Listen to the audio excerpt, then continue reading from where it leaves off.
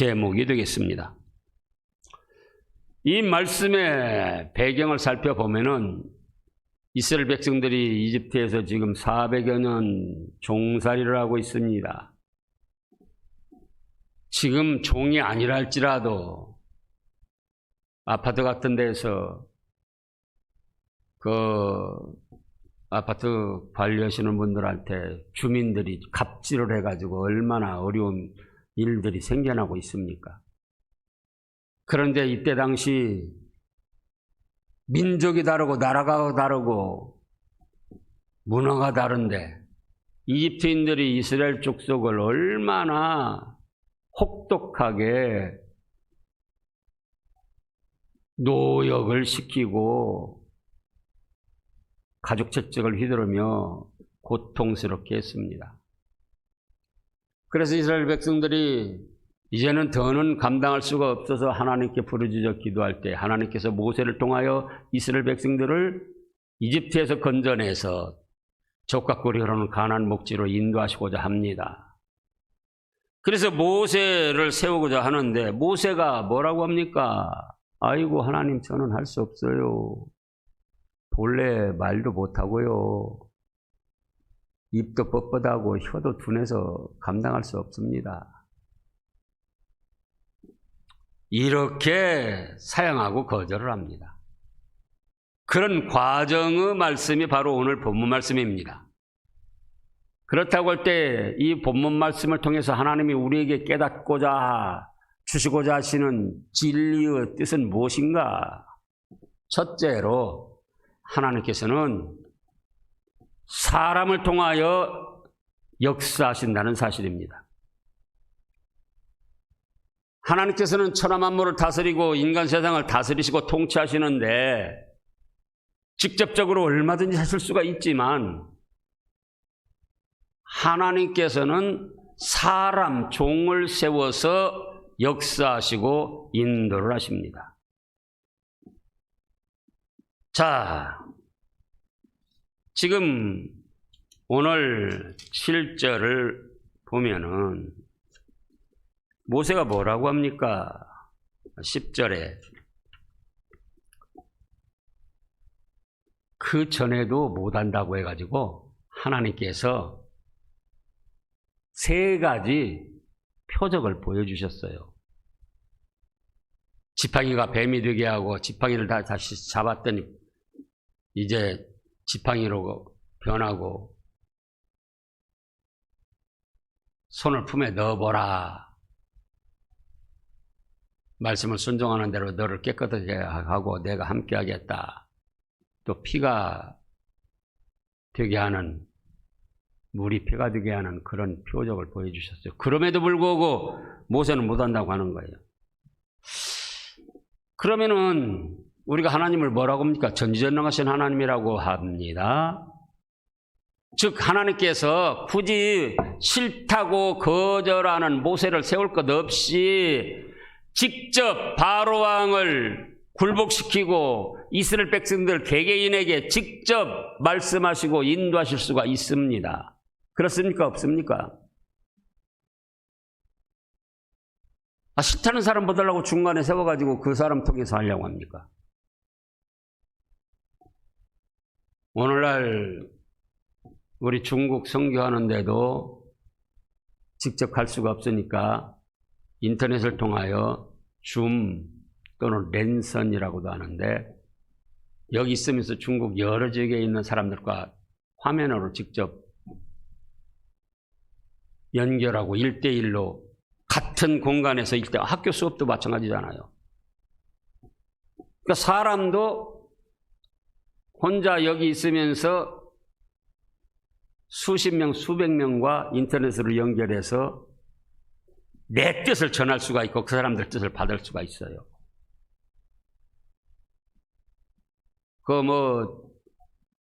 뭡니까? 트롯, 하여간 많더만요.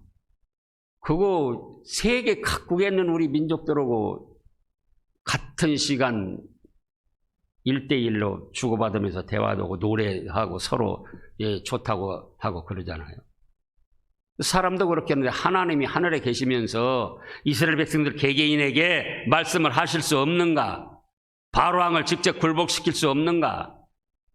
얼마든지 하실 수 있습니다. 그런데 왜 싫다는 모세를 자꾸 세워서 하시려고 하느냐 그거예요. 하나님은 질서가 있고 계통이 있습니다. 그래서 하나님께서는 인간 세상 이 천하 만물을 다스리고 통치하시는데 누구를 세워서 하신다고요? 하나님의 종들을 세워서 통치하시고 다스리십니다. 그래서 아모스 3장 7절에는 주 여호와께서는 자기의 비밀을 그 종 선지자들에게 보이지 아니하시고는 결코 행하심이 없느니라 이렇게도 말씀하셨고요. 요한계시록을 보겠습니다. 요한계시록 1장. 성경을 어설프게 깨닫고 이 좌경으로 나가는 사람들이 성경 말씀을 인간 위주로, 자기 위주로, 아전 인수격으로 해석을 합니다. 예를 들어서 베드로전서 2장 9절 말씀에 우리는 왕같은 제사장이요 그의 나라요 택하신 백성이다, 택하신 족속이다. 그 말씀을 근거로 가지고 뭐 종 다 똑같다. 목사나 장로나 집사나 성도나 다 똑같다. 그렇죠. 사람으로는 똑같고 성도로는 똑같습니다. 그러나 직능적으로 쓰임받는 것이 달라요. 자리가 다르고 기능이 다르고 하나님은 질서를 밟아서 계통을 밟아서 또 사람을 통하여 역사하십니다. 요한계시록 1장 1절에 보면 예수 그리스도 계시라 이는 하나님이 그에게 주사 반드시 속히 일어날 일들을 그 종들에게 보이시려고 그의 천사를 그 종 요한에게 보내어 알게 하신 것이라. 이 순서가 조금 잘 안 됐는데요. 순서를 질서 있게 하면은 하나님께서는 예수님에게 예수 그리스도 계시라 이는 하나님이 그에게 주사 하나님께서는 예수님에게 예수님께서는 누구에게입니까? 천사에게. 천사는 그 종 요한에게. 그 종 요한은 종들에게. 전문 사역자들을 말합니다. 종들. 그리고 종들은 일반 성도들에게. 그래서 지금 요한계시록 1장 1절, 2절, 3절, 4절을 보면은 이제 1절은 보았고요. 요한은 하나님의 말씀과 예수 그리스도 증거 곧 자기가 본 것을 다 증언하였느니라. 아니 왜 요한에게만 하십니까? 다 똑같은데. 왕같은 제사장, 예? 그러면은 다 당시의 백성들에게 다 말씀을 주시고 계시를 주시죠. 아니고 요한에게만 주셨습니다. 이 증언의 말씀을 읽는 자와 듣는 자와 그 가운데 기록한 것을 지키는 자들이 복이 있다. 때가 가깝다. 4절을 보면은 요한은 아시아에 있는 7 교회에 편지하노니 이제도 계시고 전에도 계셨고 장차 오실 이와 그의 보좌 앞에 있는 7명과 또 충성된 증인으로 죽은 자들 가운데서 먼저 나시고 땅의 임금들의 머리가 되신 예수 그리스도로 말미암아 은혜와 평강이 너희에게 있기를 원하노라. 자 보세요. 아니 왜 또 아시아 7교회 하면은 아시아 7교회 성도들에게 직접 말씀하시지 왜 아시아 교회 사자들에게 말씀을 하시느냐 그거예요. 자, 요한계시록 2장 1절을 보겠습니다. 지금 1절에 있는 대로 에베소 교유 사자에게 편지하노라. 누가 합니까? 하나님이 하시는데 그리스도께, 그리스도는 천사, 천사는 그 종 요한에게, 요한은 종들, 각 교회 사역자들에게, 그래서 각 교회 대표 사자에게 편지한다. 오른손에 있는 7뼈를 붙잡고 이 7 금초대 사이를 거니시니가 이르시되. 또 8절에서도 서문학교의 모든 성도들에게 하나님이 하실 수 있잖아요. 천사들 그냥 종 요한이나 또 종들 거치지 아니하고 천사들이 직접 개개인 찾아다니면서 말씀 주실 수 있잖아요. 근데 그게 아니에요. 서머나 교유 사자에게 대표 사역자에게 편지한다. 또 12절에서도 또 18절에서도 계속 하나님의 종 요한이 각 교회의 사자, 전문 사역자들에게 말씀을 주고 그 전문 사역자들은 성도들에게 말씀을 주고 있습니다. 그래서 어설피 성경을 깨달아가지고 뭐 목사나 누구나 다 똑같다. 조금 쓰임받는 것만 다르다. 그렇게 말하는 것은 하나님의 뜻을 거스리는 죄악입니다. 자, 왕같은 제사장이라는 뜻은 무엇이냐? 구약시대에는 누구만 제사에 참여할 수 있었습니까? 대제사장과 제사장들만 제사에 참여할 수 있었어요. 백성들이 하나님의 성전에 제사들이 와서도 바깥에 있었고 제사장들이 그걸 받아가지고 하나님의 전에서 제사를 드리고 소원을 아뢰고 사지은총을 아뢰고 그렇게 해서 백성들에게 다시 전해주고 백성들에게 은혜를 끼치고 그랬어요. 근데 예수님이 우리 족값을 담당하시고 죽으신 다음에는 성전과 지성소가 휘장이 갈라져서 열어지고 또 일반 성도들도 예수님의 이름을 믿고 의지하며 누구든지 직접적으로 제사 드릴 수 있다는, 예배 드릴 수 있다는 그런 뜻의 왕같은 제사장입니다. 만약에 그렇지 않다면은 지금 베드로전서는 언제 기록이 됐느냐? 후 서기 64년경에 기록이 됐습니다. 그러면 요한계시록은 언제 기록이 됐느냐? 주후 서기 95년경에 기록이 됐어요. 그러니까 요한계시록 이 말씀이 베드로전서보다 30여 년 동안 나중에 기록이 됐어요. 그러면 베드로전서 2장 9절 그 말씀이 진짜라면은 여기 요한계시록에서도 이렇게 요한에게 자, 하나님은 예수님께, 예수님은 천사에게, 천사는 또 그 종 요한에게, 또 그 요한은 종들에게, 또 종들은 성도들에게 이렇게 과정을 밟을 필요가 없어요. 내가 직접 한다. 하나님이 직접 하시기 그러면 천사를 통해서, 그냥 천사를 통해서도 하실 수 있잖아요. 근데 그게 아니었어요. 그래서 구약시대나 신약시대나 왜 싫다고 자꾸 말도 못하고 입도 뻣뻣하고 혀도 둔하고 하지 못하겠습니다. 아이고 주여 보낼 만한 자를 보내소서 그러는데도 하나님은 화를 내시면서까지 모세를 세우려고 하시는가? 뭐라고요? 네, 하나님께서는 인간 세상을 통치하시고 자신의 백성들을 인도하시고 가르치시고 다스리시는데 사람 질서를 밟아서 하고 사람 종을 세워서 하신다. 그걸 지금 나타내신 거예요. 그래서 그 뜻을 받들어 나가는 것이 하나님의 뜻을 받드는 것이고 축복을 받을 믿음입니다. 고린도 교인들이 사도 바울 없이 왕노를 하다가 사도 바울이 너희가 나 없이 왕노릇 한다. 이제 고린도 교인들도 그랬는지 몰라요. 우리도 왕 같은 제사장이다. 그래서 사도 바울 필요 없다. 그러니까 뭐라고 했다고요? 너희가 나 없이 왕노릇 한다. 고린도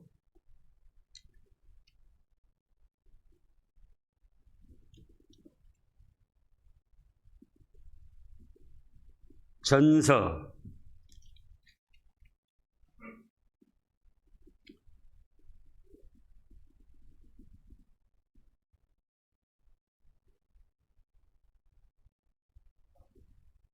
4장 8절입니다. 고린도전서 4장 8절 너희가 이미 배부르며 이미 풍성하며 그 다음에요 우리 없이도 왕이 되었도다. 우리가 너희와 함께 왕노릇하기 위하여 참으로 너희가 왕이 되기를 원하노라. 사도 바울 필요 없다는 거예요. 왕 같은 제사장이니까. 누가요? 고린도 교인들이 그 전에 후에 말씀을 읽어보면 다 나타납니다. 그러니까 사도 바울이 너희가 우리 없이 왕노릇할 수 있는 줄 아느냐? 너희가 참으로 왕노릇하려면 우리를 통해서 왕노릇해야 된다. 그런 뜻입니다.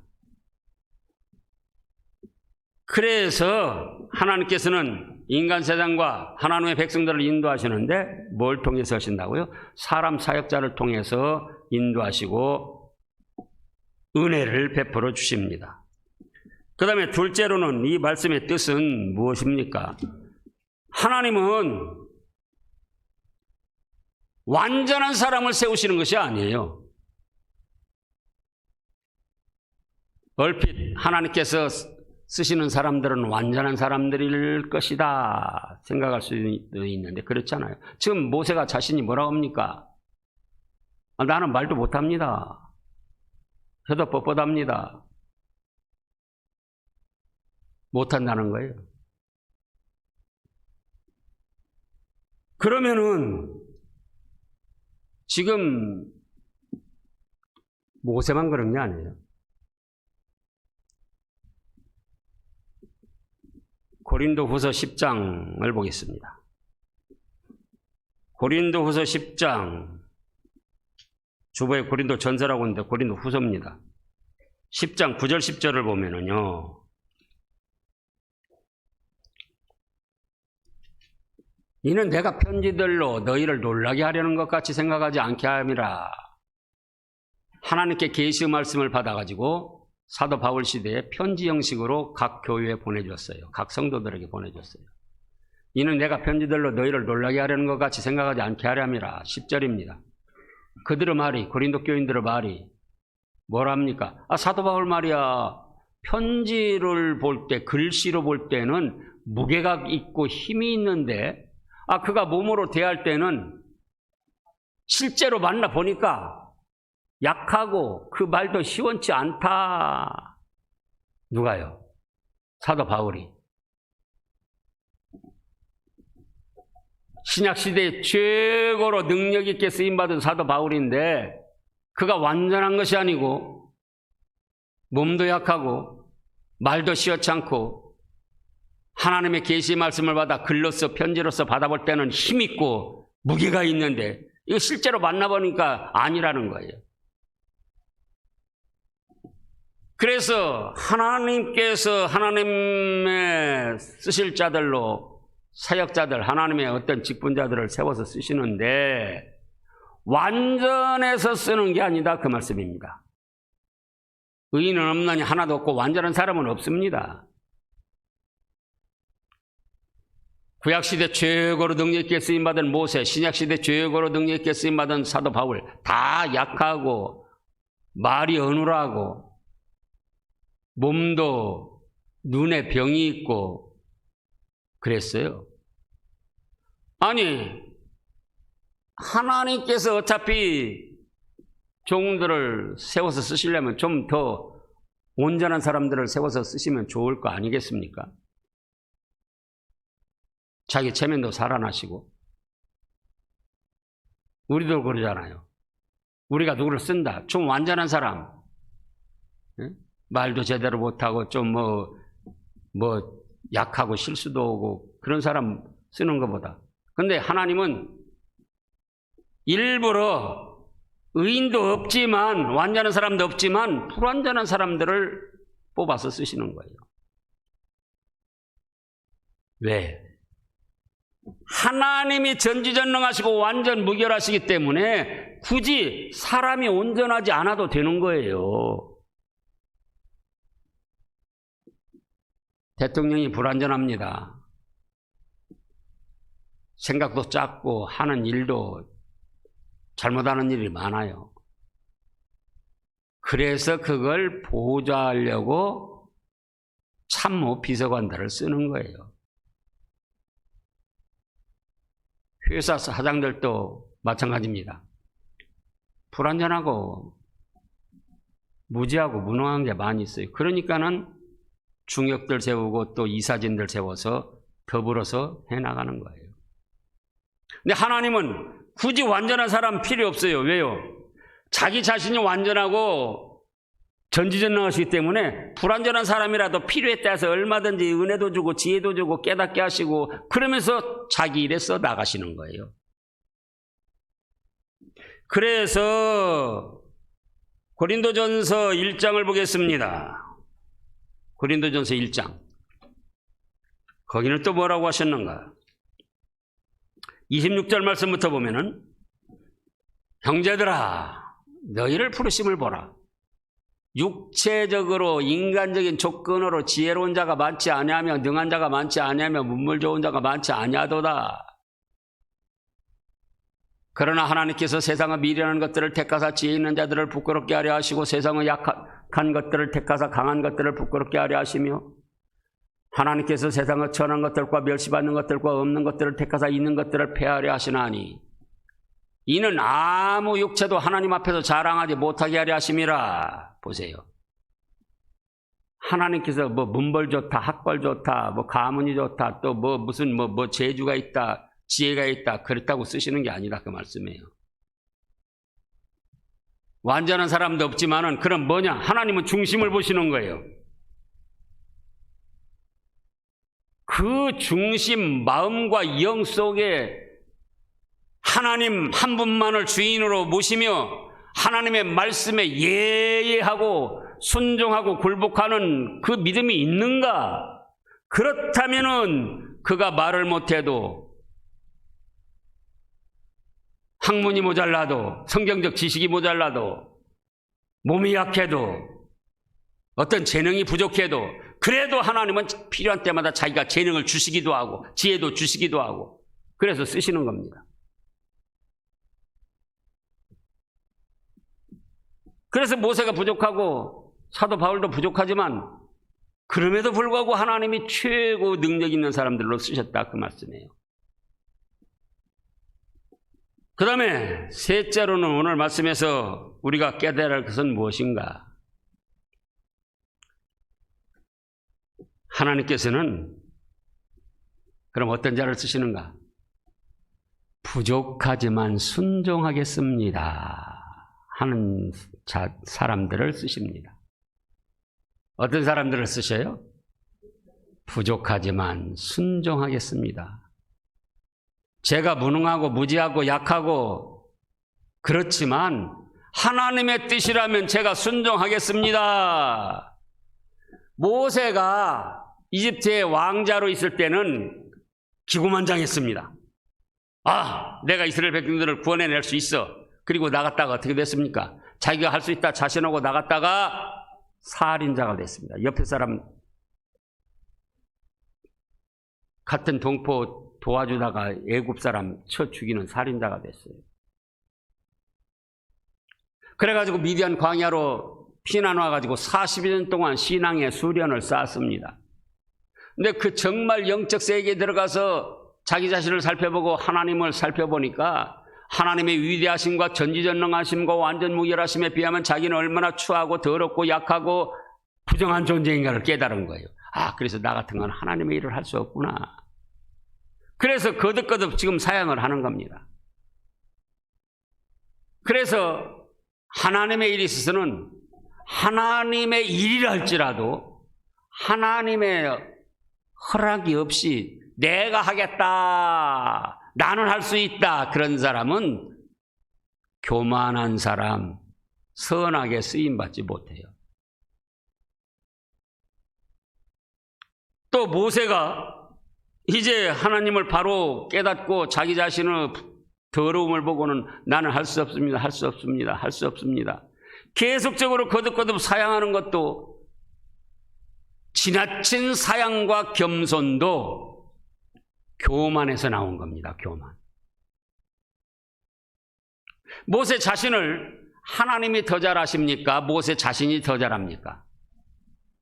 하나님이 더 잘하셔요. 지금 모세가 혀도 뻣뻣하고 말도 못하는 걸 하나님이 모르시고 세우는 게 아니에요. 사도 바울이 몸도 약하고 말도 어눌하게 하는 거, 그 모르고 세우시는 게 아니에요. 그렇지만 그 중심의 믿음들이 바로 돼 있기 때문에 부족함이 있어도, 연약함이 있어도, 모자라는 것이 있어도 그때마다 필요한 대로 하나님이 주시면서 쓰시겠다는 거예요. 그래서 모세가 계속적으로 아이고 보낼 만한 자를 보내소서, 그러니까 하나님이 뭐라 하셨어요? 노하셨잖아요. 노하셔요. 예? 노하시면서 뭐라고 하십니까? 네 형 아론이 뭡니까? 말 잘하는 거 내가 안다 그러셨잖아요. 예? 14절이에요. 13절부터 모세가 이르되 주여 보낼 만한 자를 보내소서. 여호와께서 모세를 향하여 노하여 이르시되 네 입사람 네 형 아론이 있지 아니하냐. 그가 말 잘하는 것을 내가 아노라. 그가 너를 만나러 오나니 그가 너를 볼 때 그의 마음에 기쁨이 있을 것이라. 너는 그에게 말하고 그의 입에 할 말을 주라. 내가 네 입과 그의 입에 함께 있어서 너희들이 행할 일을 가르치리라. 아니 그러면 모세 통하지 말고 아론이 말 잘하니까 아론에게 최고 사역자로 맡기셨으면 될 거 아니에요. 그러잖아요. 근데 그렇지 않아요. 겉으로 아무리 갖추고 말 잘하고 뭐 언변이 좋고 외부적인 조건이 좋아도 그 중심이 형인 아론보다 모세가 하나님 한 분을 주인으로 삼고 모시고 섬기는 믿음이 좋았다, 그 말씀입니다. 그러니까 모세가 말 못하고 어느런 줄 아면서도 모세를 붙들고 쓰시겠다는 거예요. 모세가 자꾸 아이고 보낼 만한 자를 보내셔서, 그러니까 뭐라 그래요? 야, 네 형 아론 말 잘하는 줄 안다. 너는 그에게만 말해. 그러면 아론이 백성들에게 말할 거야.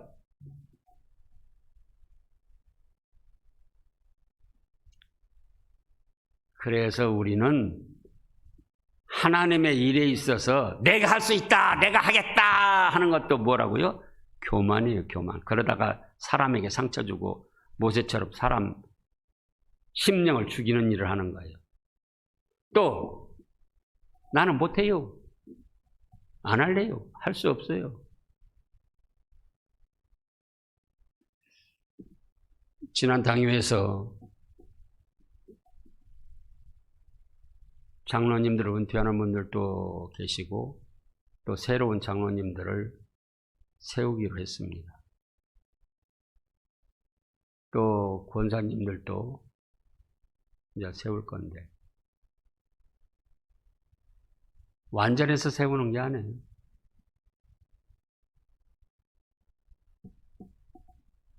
부족하고 모자라고 모자란 것이 있어도 그 중심이 바로 되어 있는가? 믿음이 바로 되어 있는가? 하나님 한 분을 주인으로 모시고 살려고 하는가? 주의 나라와 교회를 위해서 충성하려고 하는가?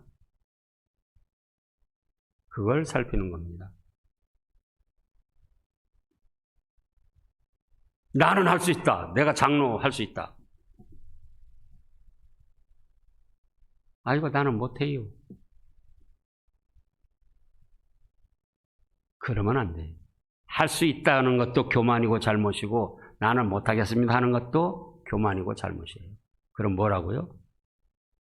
하나님의 뜻이라면 부족하지만 제가 순종하겠습니다. 충성하겠습니다. 그래야 하나님이 기뻐하시는 겁니다. 그 다음에 이렇게 모세가 거부하다가 하나님의 뜻에 부족하지만 순종하겠다고 이제 하니까 말 못하고 혀가 뻣뻣하고 둔해서 못한다는 그 모세를 구약시대의 최고의 능력 있는 종으로 쓰신 겁니다. 온전한 사람을 쓰시는 게 아니고 비록 부족하고 약하지만 자기 마음 속에 하나님 한 분을 제일로 모시는, 못할 때 못하더라도 말씀이 있다면 그대로 목숨을 바쳐서 순종하여 충성하겠다는 그런 자세로 나가는 모세. 필요한 때는 누가 주신다고요? 내가 너와 함께해서 너 입에도 함께 해주겠다. 순종만 하고 충성만 한다면 필요한 것을 하나님이 그때그때마다 공급해 주신단 말씀이에요.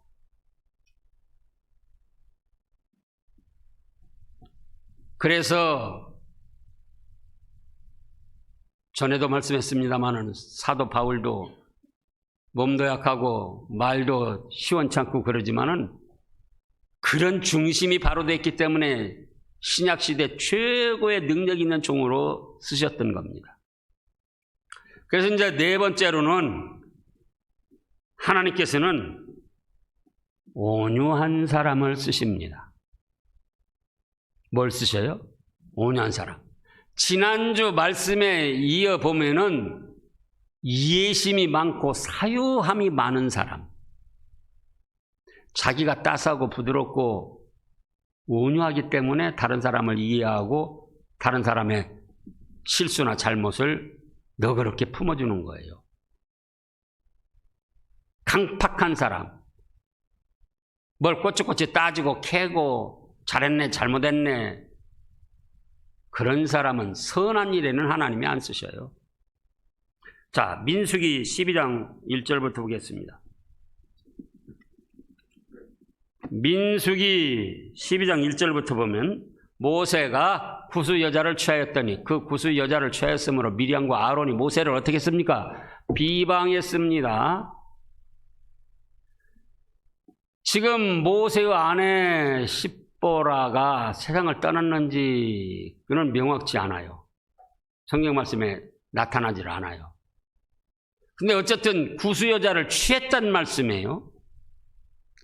그럼 구수 여자라는 거는 흑인종을 말해요. 흑인.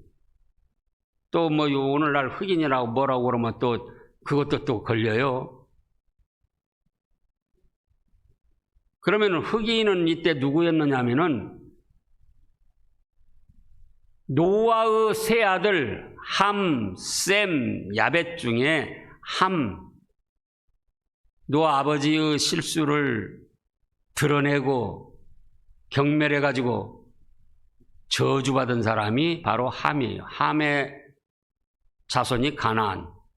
가나안 자손 그들 중에 또 구수 사람이 나왔어요. 그래서 야벳은 백인의 조상이 되고 지역적으로 이제 나눠져서 살아오면서 셈족은 바로 아시아 계통, 또 함족은 바로 흑인들을 말해요. 그러면은 말씀을 보면은 가나안 족속 대대로 저주를 받았어요. 그 하나님의 종으로서 구수인을 취해서는 안 되는 거예요. 근데 모세가 취했단 말이에요. 그러니까는 그 누나 미리암과 형 아론이 비방을 했어요. 성경 말씀 띄우세요. 그러면 모세가 아기로서 나일강에 떠내려갈 때 그걸 지켜주고 또 바로 공주와 연결시켜준 사람이 누구죠? 미리암의 미리암, 자기 누나 미리암. 누나로서 모세를 그만큼 돕고 키웠고 또 미리암도 여자 선지자가 돼가지고 그 미리암이 결혼했다는 말이 없어요. 그러면 처녀 몸으로 하나님께 몸 바쳐서 여자 선지자 역할을 한 거예요. 그러니까 연영으로 볼 때나 과거 어렸을 때를 볼 때나 모든 걸로 볼 때 모세가 잘못한 것을 미리암과 아론이 비방할 수 있다 그 말씀이에요. 그런데 2절에 보면은 뭐라고 했습니까? 2절에 그들이 뭐라고 하는가? 그들이 이르되 여호와께서 모세와만 말씀하셨느냐? 우리와도 말씀하지 아니하셨느냐? 모세 너만 선지자냐? 너만 하나님의 종이냐? 나도 하나님의 종이다. 하매 여호와께서 뭘 하십니까? 이 말을 들으셨더라. 3절이요. 이 사람 모세는 온유함이 지면은 모든 사람보다 더하더라. 모세를 구수여인 취했다고 비방할 때에 모세가 어쨌습니까? 못 들은 척하고 온유한 마음으로 받아들인 거예요. 내가 하나님의 종인데 아무리 누나라고도 아무리 형이라고도 나를 비방하면 되겠는가? 책망한 것이 아니고 못 들은 척하고 비방하는 말을 받아주고 덮어준 거예요. 그랬더니 누가 나서셨습니까? 하나님이 직접 나서셨어요. 하나님이. 야, 모세야, 네 온유함이 지면에, 그때 당시 지면에 존재하는 모든 사람보다 제일이다.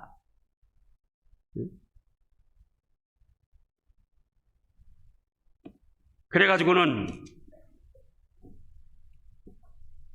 아론과 미리암에게 나와라. 그러면서 자 5절부터 보면요, 4절부터 다시요. 지금 민수기 12장 4절입니다. 여호와께서 갑자기 모세와 아론과 미리암에게 이르시되 너희 세 사람은 장막으로 나오라 하시니 그 세 사람이 나아가매 여호와께서 구름 기둥 가운데로부터 강림하사 장막 문에 서시고 아론과 미리암을 부르시는지라. 두 사람이 나아가매 이르시되 내 말을 들어라. 너희 중에 선지자가 있으면 나 여호와가 환상으로 나를 그에게 알리기도 하고 꿈으로 그와 말하기도 하지만 내 종 모세와는 그렇지 아니하니 그는 내 온 집에 충성함이라. 온유하고 충성했다. 하나님이 변호를 하시는 거예요. 그러면서 그와는 내가 대면하여 명백히 말하고 은밀한 말로 하지 아니하며, 다른 선지자들도 있다. 그러나 다 같은 선지자가 아니다. 내가 대면하여 명백히 말하고 은밀한 말로 하지 아니하며 그는 또 여호와의 형상 복원을 너희가 어찌하여 내 종 모세 비방하기를 두려워하지 아니하느냐. 모세는 자기를 비방하는 말을 듣고 어떻게 했다고요? 따스하고 부드럽게 온유하게 못 들은 척하고 받아들인 거예요. 그리고 덮어준 거예요. 그러면서 하나님의 일에 충성을 한 겁니다. 그러니까 하나님이 나서셔서 내 종 모세는 온유함이 생존하는 모든 사람보다 제일이다. 그리고 내 집에 충성한다. 그런데 너희가 같은 선지자라고 내 종 모세 비방하기를 두려워하지 아니하느냐? 하나님이 그렇게 하시는데도 모세는 자기를 비방한 사람들을 온유하게 또는 이해심이 넓어서 사유하는 마음, 거기까지 나아가서 품어준 거예요. 그래가지고 하나님이 어떻게 하셨습니까? 모세를 비방한 죄를 그냥 둘 수가 없어서 미리암에게, 자기 누나 미리암에게 뭐가 걸리게 하셨습니까? 문둥병이 걸리게 했어요. 자, 9절부터 다시 보면은요, 여호와께서 그들을 향하여 진노하시고 떠나심에 구름이 장막 위에 떠나갔고 미리암은 나병에 걸려 눈과 같더라. 아론이 미리암을 본즉 나병에 걸렸는지라. 다음이요, 아론이 이에 모세에게 이르되 슬프도다. 내 주여, 우리가 어리석은 일을 하여 죄를 지었으나 청하건대 그 벌을 우리에게 돌리지 마소서. 그가 살이 반이나 썩어 모태로부터 죽어서 나온 자같이 되지 않게 하소서. 그러니까 오늘날 사람 같으면 그럴 거예요. 봐라, 네가 같은 선지자라고 그래서 하나님의 종 나를 비방해? 문둥병 걸렸지? 잘 됐다. 나를 비방하면 그런 줄 알아라. 앞으로도 비방할래? 모세가 그러지 않았어요. 온유하게, 따스하고 부드럽게 못 들은 척 받아주고, 그러면서도 비방이 있어도 하나님의 일에 충성하고, 그러다가 아론이 우리가 어리석은 일을 행했으니까 지금 미리암이 살이 반이나 썩어서 죽어가는데 그러면 되겠습니까? 좀 용서해 주세요. 그런 뜻으로 할 때에 14절에 보면 여호와께서 13절요. 13절에 모세가 여호와께 부르짖어 이르되 하나님이여 원하건대 그를 고쳐주옵소서. 단순하게 나왔지만 그를 용서하시고 고쳐주세요. 그런 뜻이죠. 그래서 자기를 비방하는 사람을 따스하고 부드럽게 못 들은 척하고 받아주고 오히려 그 사람이 하나님의 징벌에 걸렸을 때에 따스하고 부드러운 마음으로 용서해 주시기를 구하고 그 질병이 낫기를 구하고 그래서 하나님이 그걸 또 들어주셨어요.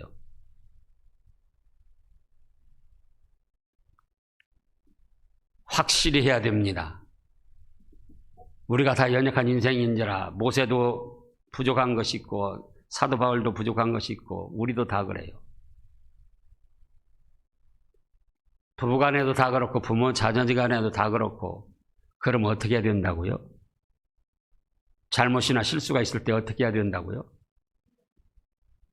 이해하고 따스하고 부드러운 마음으로 자기에게 잘못하지도 않았어요.